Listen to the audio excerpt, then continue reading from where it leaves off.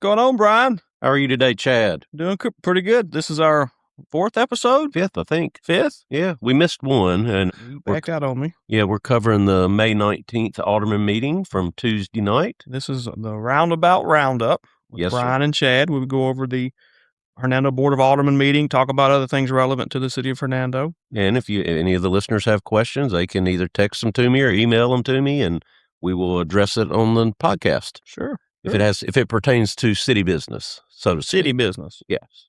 So I was out of town for a week, man. A lot of stuff happened in Hernando while I was gone. Well, tell everybody where you were, man. Well, I was in Annapolis watching my son do the Hernando Monument climb. For anybody that doesn't know what that is, you can look it up on YouTube or TikTok. And he actually was near the top of the monument when they capped it after 2 hours and 17 minutes of climbing. I think you shared the video, guys on his shoulders. On Facebook. Yeah. Well, when I got back in town, I saw we've already got some good paving going on. Some of the main roads are getting redone. I saw right there by my office between Highway 51 and Mount Pleasant, Robinson's all been redone. We're doing Robinson all the way from the city limits out there, if you know where like the soccer fields are, all the way to Mount Pleasant, and then that little area of Mount Pleasant all the way to right. They've already prepped Mount Pleasant to be done. I was assuming they were waiting for school to be finished before they did that, maybe. And I think maybe on one of the first or second episode, Brian, we talked about that. It was the $2.6 million in paving. Right. And this is what it is. And they're also paving out there by Walmart. I think people may have seen that. They go out that way. So, yeah, a lot of paving. You can say what you want to about this board, but we do a lot of paving. So. Well, and it's nice to see some of the main roads getting redone instead of just neighborhoods now where it's the streets that everybody sees on a daily basis. One thing I don't think we have mentioned is, the last year the city got with Civil Link and developed a plan for our paving. And so they basically selected, there's no politics involved or anything. They picked they have a criteria, and these were the roads that were picked for this year's paving list. And we'll try to do some more in the fall when the budget starts over. I got you. And then while we're still on roads, I saw and I think Alderman Piper shared it on his Facebook page, where Jackson is getting road expansions, and yet I-55 in Hernando, once again, it gets neglected, but the politicians in Jackson taking care of their Jackson area. I think it's in maybe the Madison area that's getting widened. So if anybody's familiar with Jackson, the Gluckstadt is kind of a relatively new suburb. It's kind of in between Madison and North Jackson. It's kind of, you're getting right. some flight out of Jackson that they've kind of settled in Gluckstadt. They haven't really been a city, I don't think, too terribly long, but they're getting I-55 widened there at that area. I think it's Highway 706 and 55 or whatever. And we were aware of this. I mean, I knew coming out of the legislature that it was one of the projects that was approved. Not sure how it got ahead of DeSoto County. I can tell you, the same reason everything goes ahead of DeSoto County. It's extremely frustrating because, our area, Hernando interchange more specifically is just in dire need. And every year that goes by, it's just it's a lot of fatalities on that stretch of I-55 just to be, I mean, almost every day there's a wreck there. Yeah. So, I mean, it's horrible. And why we can't get those funding. I know Representative Doc Harris used to be an alderman, had a bill out there just to get the engineering done. It was about $21 million. It'd be $7 million over 3 years, and it did not pass. And so I don't know, Brian, I don't have a good answer why they won't do that. They are giving us, some money for I-55 North and South Haven. We've always been told that this Hernando's a capacity project, and that there'll be some funds available as a capacity project, and we didn't get picked this time. So I don't know. There's so another 25 years we might get it done. Well, the way MDOT explains it is there are basically 3 buckets of money. There's what they call safety, which is like putting a roundabout in Hernando or clipping trees.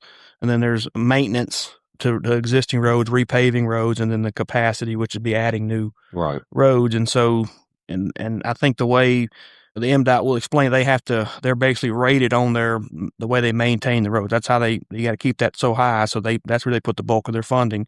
So the other 2 baskets don't get as much. And, the Hernando exit, I think, is approximately $140 million project. So, and what's frustrating though is, even say we get some money in the next legislative session, that's probably still a 2 or 3, 4 year job to be completed. So it's going to be a nightmare whenever It's already a nightmare. Yeah, So it can't get any worse. So yeah, well, it can if as the traffic gets worse.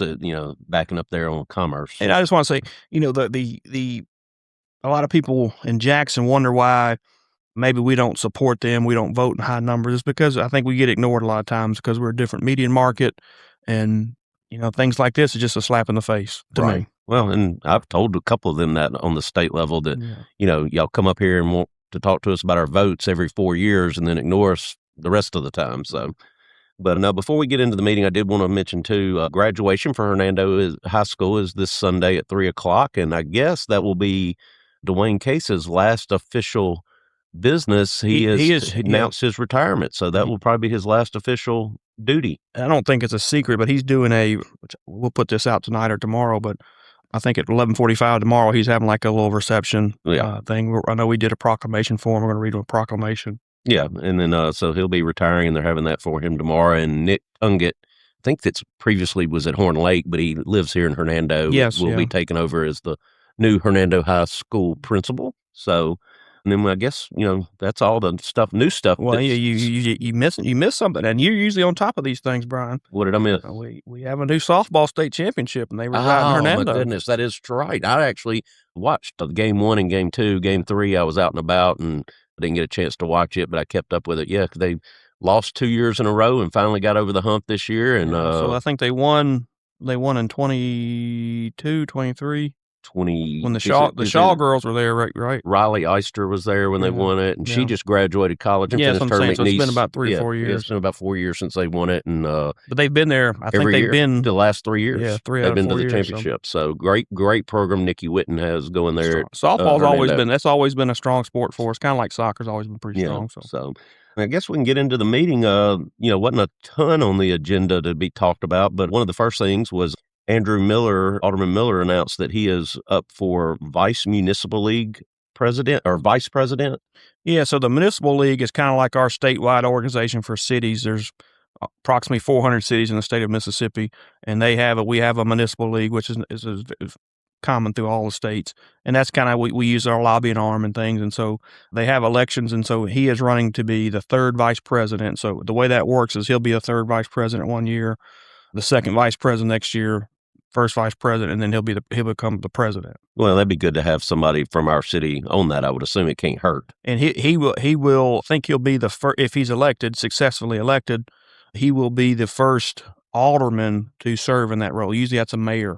It's nothing saying it has to be, but it's always usually a mayor running. And so he's got 3 other people running against him. It's not a for sure thing. So he's going to have to campaign a little bit, which he likes to do. He's been doing, and he finally publicly announced it, but he's been working for about 3 or 4 months behind the scenes. Yeah, he wrote a letter, sent everybody a letter a while ago. So hopefully he'll get appointed to that or get elected to that position. Chip's a former past president of MML. So that's good. And one of the things that was on the agenda last night was another change order for Renaissance Park for dugout covers. I mean, it seems like every meeting we've got change orders for something and overages, but it was amounted to another $10,000+ because somebody somewhere missed that the dugout covers are supposed to be 10 feet and the material used is only 6 feet. So, and I personally was like, well, whoever missed that should be on that business to take care of it, whether it was the architects or, I don't know why the city is on the hook for that mishap. I don't know what I think the engineer there was explaining it to me there that, like you said, the wrong size was used. I mean, it's just, I don't think that's uncommon with this law. I mean, it's a $7 million construction project, so I don't think it's uncommon to have some change orders. But you're right. To me, it seems like, I think we talked about the last episode where they were talking about the light fixture or the lights at Kirkendall Park. Right. That, just need to be a little pay attention to detail a little better. Well, maybe we can have a next Alderman meeting. Maybe we can have one where we don't have to spend more money that we don't have.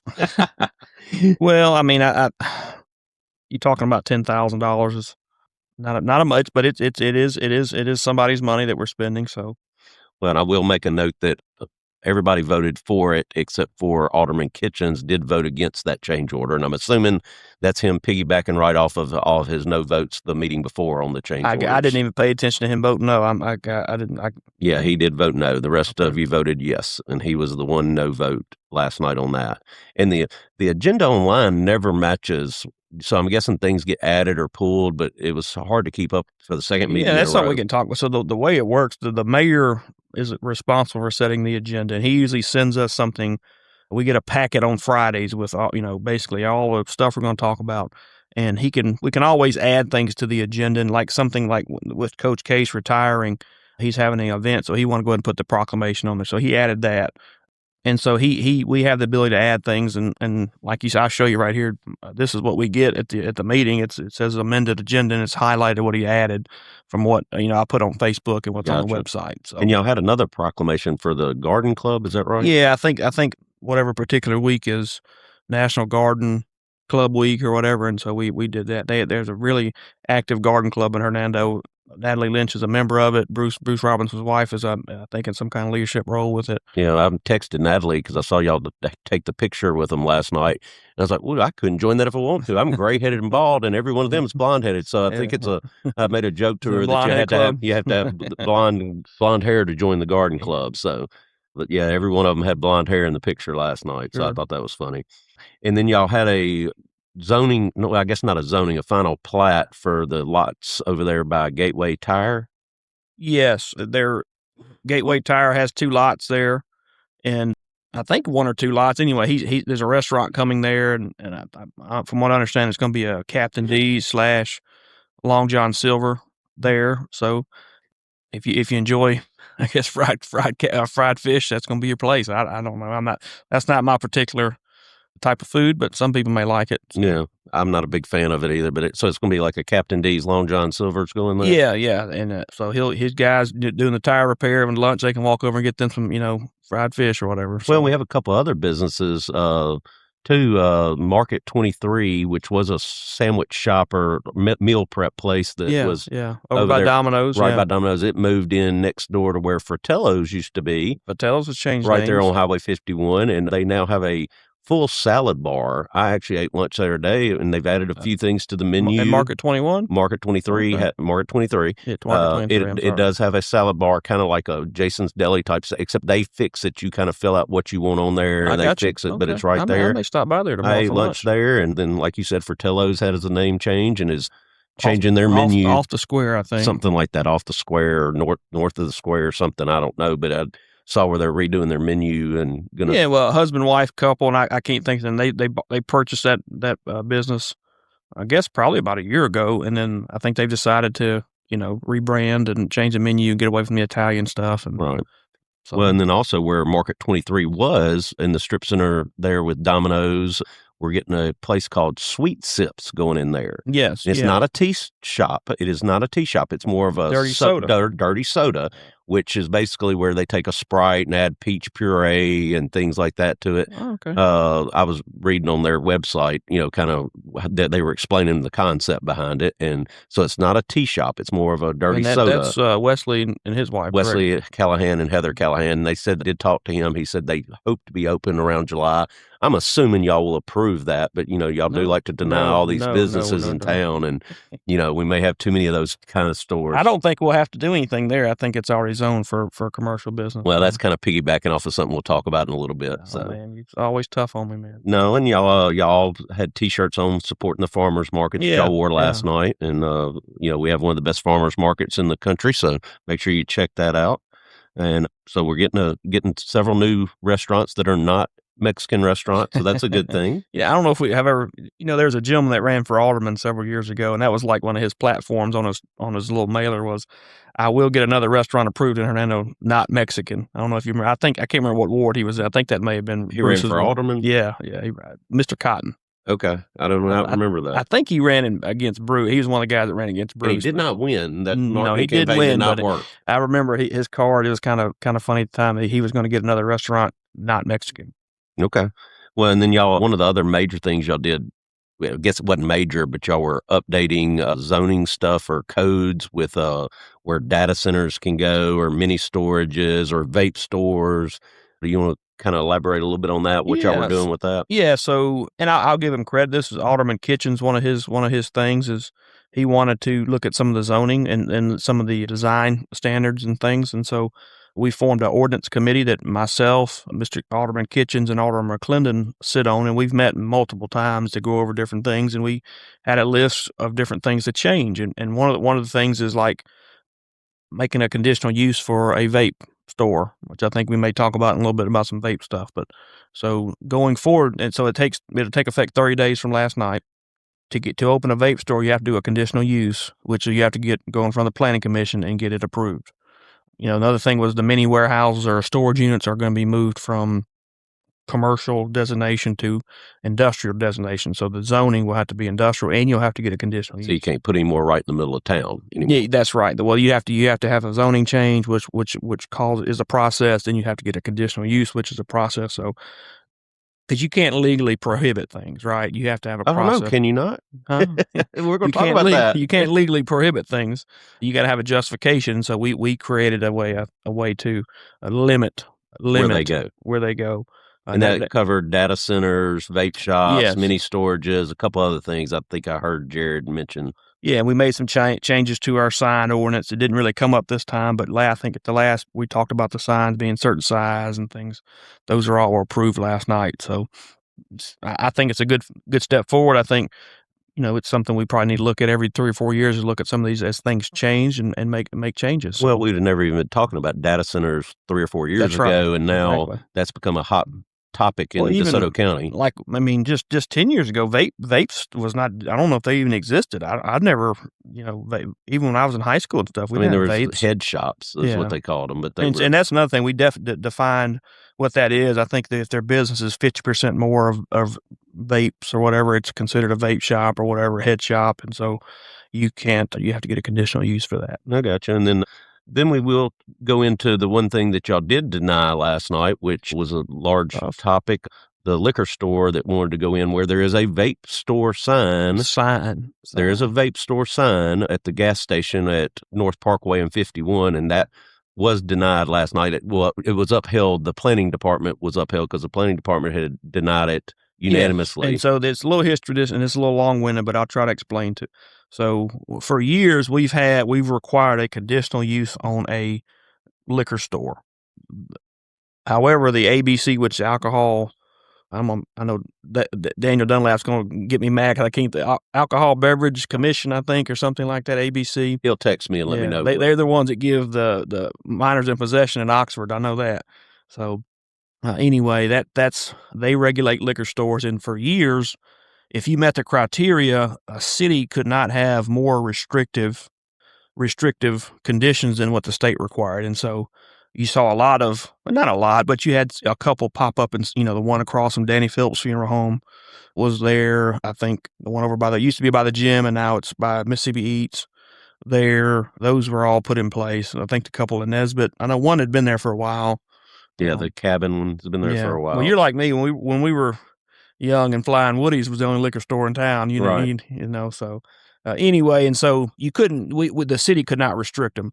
The state legislature passed a law last year basically saying no, nullifying that and saying no, cities can have more restrictive conditions. So we require conditional use. So this is the first time since I've been on the board, and I think for a long period of time, that we had an opportunity to really approve or deny conditional use. Yeah. And so that goes in front of the planning commission. The planning commission listened to the applicant, listened to people from the public, and they denied it unanimously. Well, this particular liquor store had an attorney with them last night, representing Vance Daly, who has got he's the one that has the old Magnolia Grove house, right? Is where his office is, and he was the one that was proposing to do the food trucks at his place. But that's there, just waiting for him to do it. And but he represented the liquor store, and he, you know how I feel about it. I don't feel like the city should be telling somebody they can or can't open a business. I don't want to see a liquor store next, any more liquor stores either. But if a town can support it, it's one of the points that Vance Daly made last night was, economics will determine that. If they're not selling enough liquor, they won't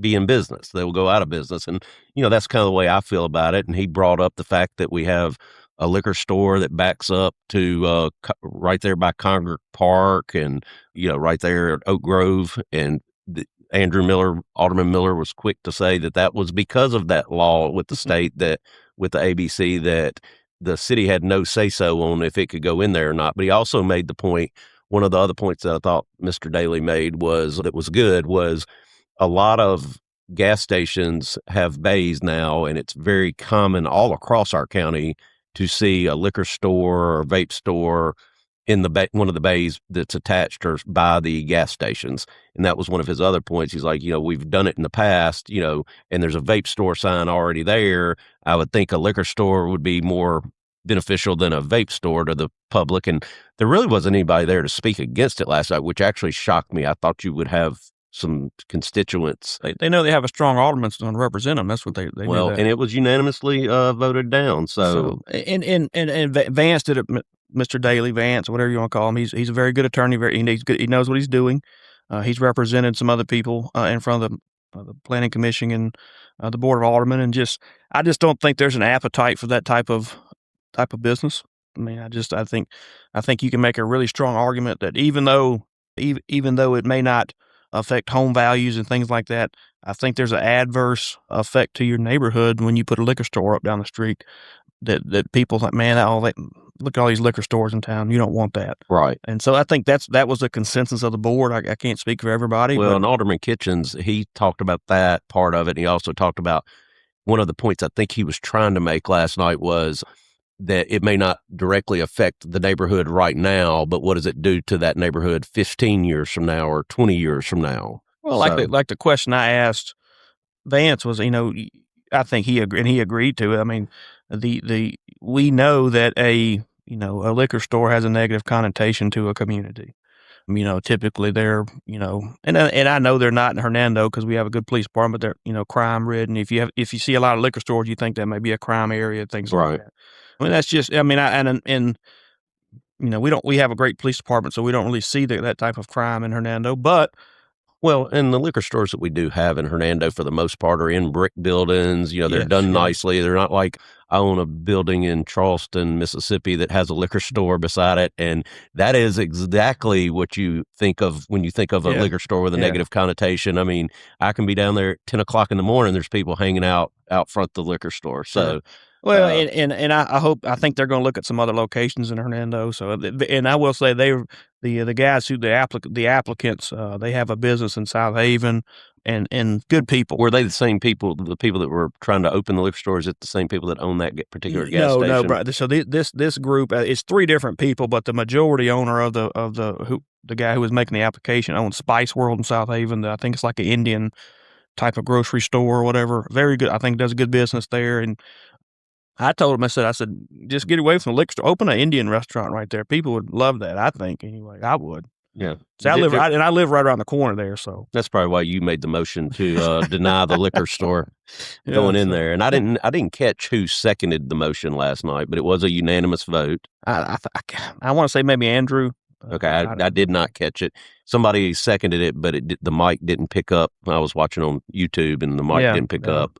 So I didn't see who did that, so that was the main thing on the meeting last night was, that was the biggest discussion was that last night. There wasn't a whole lot of other stuff on there. Yeah. I mean, let me look over it. I think that's pretty much the highlights of it for sure.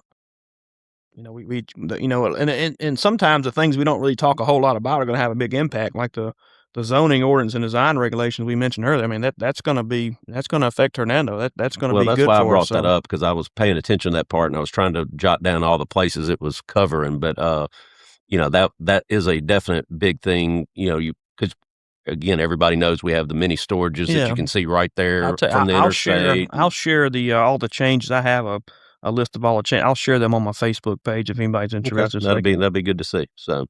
You got any questions this week? No, nobody's emailed me any questions. I need the public our 1,000 listeners or whatever we're up to. I need somebody to start emailing me some questions. When can we start making money off this, huh? I don't know. Can you make money off a podcast? Oh, you can. Yeah, if you start getting enough listens. But everybody's got a podcast, and again, I think it's just a good way to get out information, and I kind of enjoy doing it. And so I've gotten some positive feedback from the community. Yeah, and, a lot of people don't want to sit there and watch an hour or 2 hour meeting. And again, we try to do it in 20 to 30 minutes. And, one thing we didn't bring up, and I just remembered because I had some people at the A Fair talk about it. You had the A Fair last Saturday, good turnout. That's one of our better events the Optimus Club puts on. Right, I think it's their biggest fundraiser. Yeah, my daughter was upset that we weren't in town. We came home from Annapolis Saturday, but we didn't get home till late that night. And she's like, "We missed the A Fair." I was like, "Well, you didn't have to come on the trip. You could have stayed and gone to the A Fair." And she said she had people texting her all day asking if they could park at her house over there. Oh yeah. So she had. So she's been out of town.